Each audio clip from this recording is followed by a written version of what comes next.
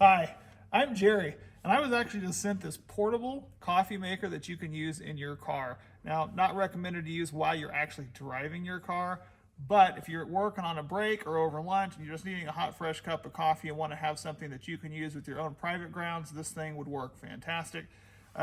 This comes with a coffee cup that's an insulated coffee cup. It's about a 4.5-inch cup. It feels very nice.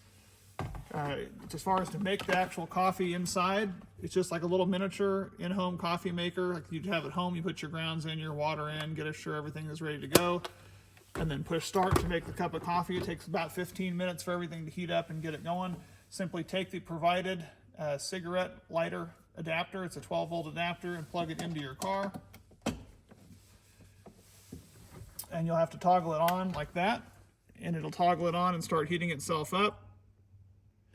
Now, within 15 minutes, I've got a hot, refreshing cup of joe, and I'm ready to roll.